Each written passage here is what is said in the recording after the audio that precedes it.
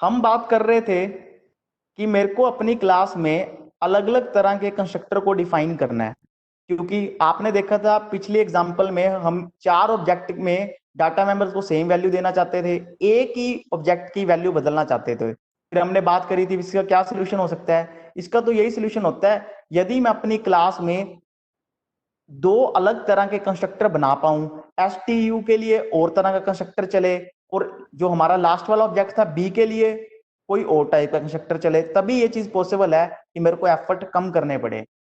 इसी कंसेप्ट को नाम दिया गया कंस्ट्रक्टर ओवरलोडिंग। कंस्ट्रक्टर ओवरलोडिंग इसका क्या मतलब है?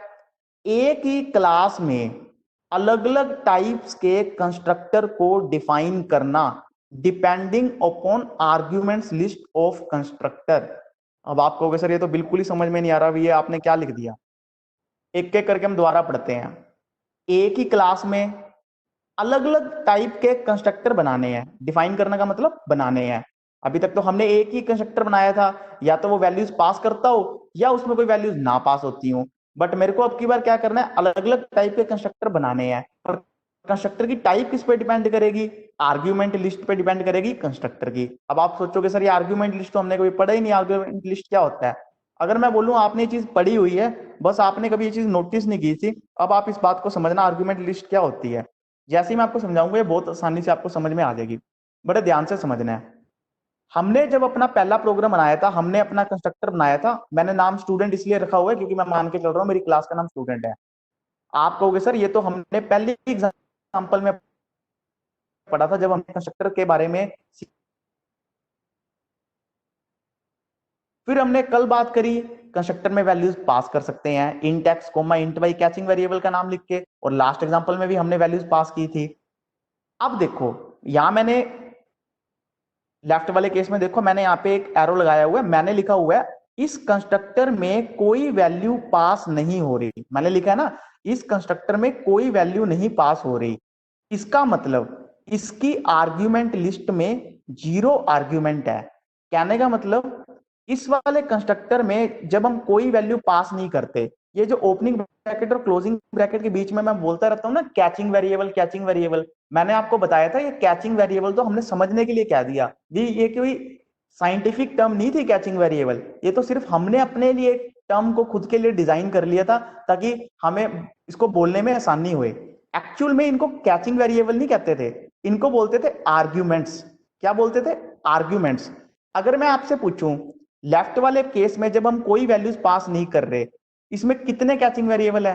आप कहोगे सर इसमें तो कोई कैचिंग वेरिएबल है ही नहीं, तो हम बोलेंगे कैचिंग वेरिएबल जीरो है।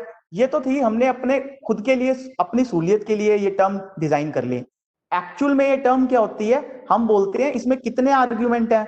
आप कहोगे सर जीरो है। अगर मैं पूछूं इसकी आर्ग्यूमेंट लिस्ट में कितने आर्ग्यूमेंट है? आप कहोगे सर इसकी आर्ग्यूमेंट लिस्ट में तो जीरो आर्ग्यूमेंट, क्योंकि हम तो कोई वैल्यू पास कर ही नहीं रहे। अब आप राइट वाला केस देखो। अब आप कहोगे सर इस कंस्ट्रक्टर में तो दो वैल्यूज पास हो रही हैं, इसमें दो कैचिंग वेरिएबल्स हैं, या इसको मैं अगर साइंटिफिक तरीके से बोलना चाहूं तो आप ये बोलोगे इसमें दो आर्ग्यूमेंट है, या ये बोलूंगा इस कंस्ट्रक्टर की आर्ग्यूमेंट लिस्ट में दो आर्ग्यूमेंट्स हैं। कौन कौन से arguments? X and y. Means पहले हम इनको कैचिंग वेरिएबल बोल रहे थे, और मैंने आपको एक बात बताई थी कि कैचिंग वेरिएबल कोई साइंटिफिक टर्म नहीं है, ये तो हमने अपने समझने के लिए इनको नाम ऐसे ही रख लिया था कैचिंग वेरिएबल। कैचिंग वेरिएबल क्यों रख लिया था? क्योंकि इसमें वैल्यू पास होती थी, तो हमने वैसे इसका नाम देसी भाषा में कैचिंग वेरिएबल रख लिया था। एक्चुअल इनका नाम होता है, इनको बोलते हैं आर्ग्यूमेंट्स। एक आर्ग्यूमेंट एक्स है, एक आर्ग्यूमेंट वाई है। अगर मैं पूछूं इस कंस्ट्रक्टर कि आर्ग्यूमेंट लिस्ट में कितने आर्ग्यूमेंट है, आप कहोगे सर इसमें दो आर्ग्यूमेंट है, एक आर्ग्यूमेंट एक्स है, एक आर्ग्यूमेंट वाई है। मैंने लिखा भी है इसकी आर्ग्यूमेंट लिस्ट में टू आर्ग्यूमेंट्स हैं। क्यों दो आर्ग्यूमेंट है? क्योंकि हम कंस्ट्रक्टर में दो वैल्यूज पास कर रहे हैं। आप देख रहे हो ना, जितने आपके कैचिंग वेरिएबल होते हैं उतनी वैल्यूज पास होती हैं, तो हमारे आर्ग्यूमेंट कितने हो गए? आप कहोगे सर दो। कौन कौन से दो? X and y. अगर मैं पूछूं इस कंस्ट्रक्टर की आर्ग्यूमेंट लिस्ट में कितने आर्ग्यूमेंट है, तो आप कहोगे सर इसमें दो आर्ग्यूमेंट है, एक एक्स है एक वाई है। ऐसे ही आपका, दोबारा रिपीट कर देता हूं मैं इस चीज को, ऐसे ही आपका जो लेफ्ट वाला कंस्ट्रक्टर है जो कोई वैल्यू पास नहीं कर रहा, इसमें कितने आर्ग्यूमेंट है? आप कहोगे सर इसमें जीरो आर्ग्यूमेंट है। या आप ये कह सकते हो इसकी आर्ग्यूमेंट की लिस्ट खाली है, मींस इसकी आर्ग्यूमेंट लिस्ट में 0 आर्ग्यूमेंट है। राइट में इसकी आर्ग्यूमेंट लिस्ट में 2 आर्ग्यूमेंट है। अगर सपोज करो मेरा अकेला इंडेक्स होता तो आप कहते हैं सर इसमें तो एक ही आर्ग्यूमेंट है, और इस राइट वाले में इसकी आर्ग्यूमेंट लिस्ट में कितने आर्ग्यूमेंट है, आप कहोगे सर 2। और लेफ्ट वाले कंस्ट्रक्टर में कितने आर्ग्यूमेंट है आर्ग्यूमेंट लिस्ट में, आप कहोगे सर 0। तो कंप्यूटर में हमें सी प्लस प्लस लैंग्वेज में क्या सहूलियत है, हम अपनी एक ही क्लास में अलग अलग तरह के कंस्ट्रक्टर को डिफाइन कर सकते हैं। मींस ऐसा कंस्ट्रक्टर बना सकते हैं जिसकी आर्ग्यूमेंट लिस्ट में 0 आर्ग्यूमेंट हो, ऐसा कंस्ट्रक्टर बना सकते हैं सेम ही क्लास में जिसकी आर्ग्यूमेंट लिस्ट में 1 आर्ग्यूमेंट हो, ऐसा कंस्ट्रक्टर भी बना सकते हैं जिसकी आर्ग्यूमेंट लिस्ट में 2 आर्ग्यूमेंट हो, ऐसा कंस्ट्रक्टर भी बना सकते हैं जिसकी आर्ग्यूमेंट लिस्ट में 4 आर्ग्यूमेंट हो। मींस आपकी मर्जी है, आप कितने, आप कहोगे सर इसका मतलब तो हम कंस्ट्रक्टर इन्फिनाइट बना सकते हैं। बिल्कुल आप अनगिनत कंस्ट्रक्टर बना सकते हो।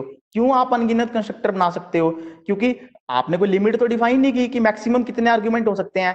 पहला हमने कंस्ट्रक्टर बनाया जिसमें कोई आर्ग्यूमेंट नहीं था, मींस 0 आर्ग्यूमेंट थे। फिर हमने कल कंस्ट्रक्टर बनाया जिसमें 2 आर्ग्यूमेंट थे।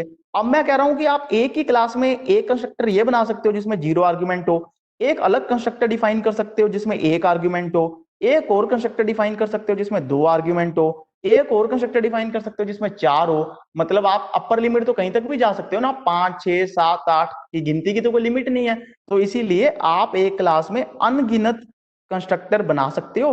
फर्क किस पे आएगा, बस आपको ये, अब कोई बच्चा कह दे सर मैं तो ऐसे करता हूं एक कंस्ट्रक्टर बना लेता हूं जिसमें कोई आर्ग्यूमेंट नहीं है, मींस मैंने बना लिया, फिर मैंने एक और कंस्ट्रक्टर बना लिया जिसमें कोई आर्ग्यूमेंट नहीं है, वो अलाउड नहीं है।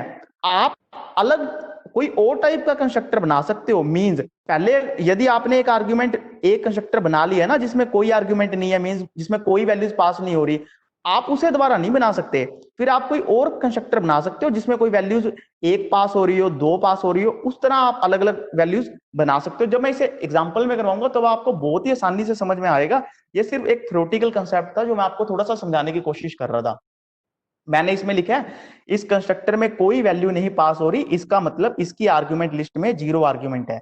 राइट में लिखा है इसकी आर्ग्यूमेंट लिस्ट में 2 आर्ग्यूमेंट है क्योंकि इस कंस्ट्रक्टर में 2 वैल्यूज पास हो रही हैं। अब आप कहोगे सर ये डिफॉल्ट कंस्ट्रक्टर का क्या मतलब है, ऐसा कंस्ट्रक्टर जिसमें कोई वैल्यू पास नहीं होती उसे बोलते हैं डिफॉल्ट कंस्ट्रक्टर। डिफॉल्ट कंस्ट्रक्टर किसे कहते हैं, ऐसा कंस्ट्रक्टर जिसमें कोई वैल्यू पास नहीं होती उसे डिफॉल्ट कंस्ट्रक्टर कहते हैं। और राइट में लिखा मैंने पैरामीटराइज्ड कंस्ट्रक्टर, ऐसा कंस्ट्रक्टर जिसमें एक वैल्यू पास हो रही हो या एक से अधिक वैल्यू पास हो रही हो, वो सभी तरह के कंस्ट्रक्टर पैरामीटराइज्ड कंस्ट्रक्टर कहलाते हैं। क्या कहलाते हैं, पैरामीटराइज्ड कंस्ट्रक्टर। जिस कंस्ट्रक्टर में कोई वैल्यू पास नहीं होती उसे डिफॉल्ट कंस्ट्रक्टर कहते हैं, जिस कंस्ट्रक्टर में कोई वैल्यू पास होती हो उसे पैरामीटराइज्ड कंस्ट्रक्टर कहते हैं। मेरे कहने का मतलब ये है, जब हमने कंस्ट्रक्टर की पहली एग्जांपल पढ़ी थी, पहली बार जब आपने कंस्ट्रक्टर बनाया था, तो मैं आपसे पूछूं आपने पैरामीटराइज्ड कंस्ट्रक्टर बनाया था या डिफॉल्ट कंस्ट्रक्टर बनाया था, आप कहोगे सर हमने तो तब डिफॉल्ट कंस्ट्रक्टर बनाया था क्योंकि हमने तब कोई वैल्यू पास नहीं की थी। बट उसमें प्रॉब्लम क्या थी, यदि मेरे को अपने ऑब्जेक्ट को अलग अलग वैल्यूज असाइन करवानी हो, फिर हमने इसका सोल्यूशन पढ़ा था कि तब हमें पैरामीटराइज कंस्ट्रक्टर बनाना पड़ता है। क्यों बनाना पड़ता है, क्योंकि पैरामीटराइज कंस्ट्रक्टर में हम वैल्यूज पास कर सकते हैं। मींस अभी तक आपने ऐसे प्रोग्राम भी पढ़ लिए जिसमें डिफॉल्ट कंस्ट्रक्टर बनाया था, और लास्ट की 2 क्लासों में हम ये पढ़ रहे हैं कि पैरामीटराइज कंस्ट्रक्टर कैसे बनाते हैं। अब कंस्ट्रक्टर ओवरलोडिंग का मतलब है कि आप एक ही क्लास में डिफॉल्ट कंस्ट्रक्टर भी बना सकते हो, पैरामीटराइज कंस्ट्रक्टर भी बना सकते हो, यही कंस्ट्रक्टर ओवरलोडिंग है। जब मैं इसको एग्जांपल में करवाऊंगा तब आपको बहुत अच्छे से समझ में आएगा।